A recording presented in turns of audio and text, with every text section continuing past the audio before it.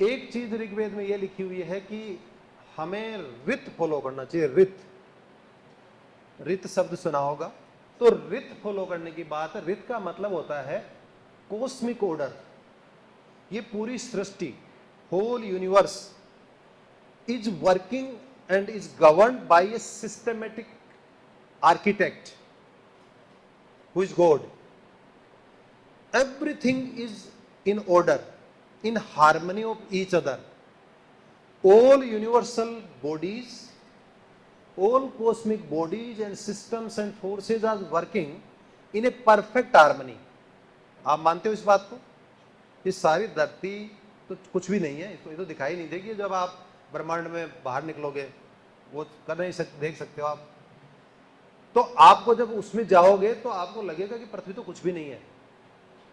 तो जो कोस्मोस है, जो ब्रह्मांड है, इसको जो कानून और जो कायदे चलाते हैं उसे कहते हैं ऋत। इस ऋत को in due course of time Veda में आया है कि भाई ऋत जो है इस यूनिवर्स का जेनेसिस है। ऋत के आधार पर ही पहले नियम बने, फिर यूनिवर्स बना, और उन नियमों के तहत इस विश्व का, इस दुनिया का निर्माण होकर के इसका संचालन शुरू हुआ।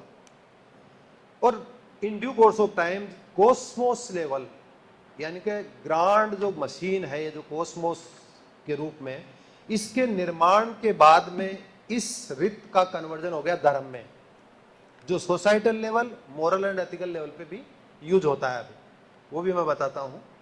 तो cosmic order, cosmic eternal laws जो हैं उसको ऋत कहते हैं। जो व्यक्ति, जो प्राणी इनके अनुरूप चलता है, यानी कि इनको कहीं काटता नहीं है, इनके विरोध में काम नहीं करता, वो सुखी रहता है, सफल बनता है। अगर आप दिन में सोओगे, रात को जागोगे, आपका स्वास्थ्य खराब होना तय है। मैं ऋत का बता रहा हूं।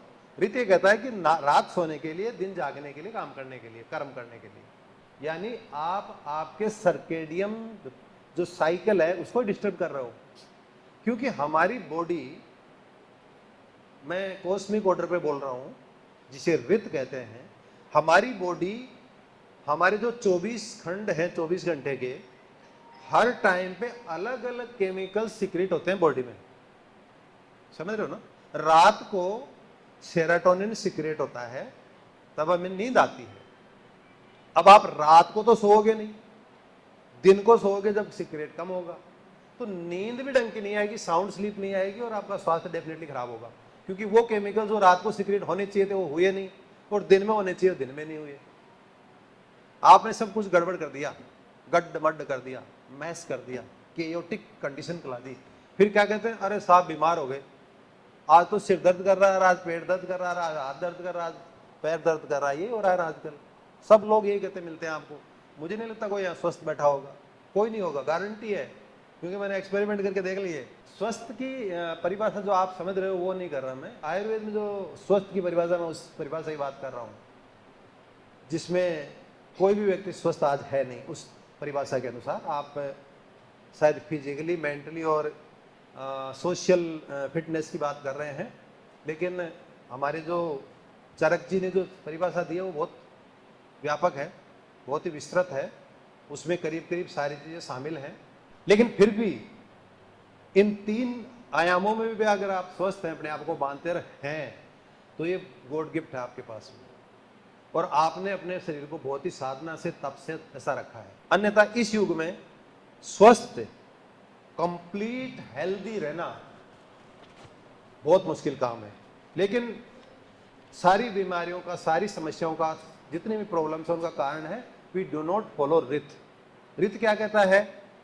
सत्य का आचरण करो, झूठ मत बोलो, अहिंसक बनो, हिंसक मत बनो। सारी दुनिया हिंसक बन रही है, ऋत को फॉलो नहीं कर रही। परिणाम क्या है? दुख, त्रासदी, यही हो रहा है चारों तरफ, ये दिख रहा है। और क्या बताइए मुझे? वी आर नॉट फॉलोइंग ऋत, we are not following eternal laws. जो संसार के, ब्रह्मांड के नियम ईश्वर ने बनाए हैं, उनको हम फॉलो नहीं करते, उनकी पालना नहीं कर रहे, इसलिए हमारा जीवन है वो कष्टकारी हो गया है।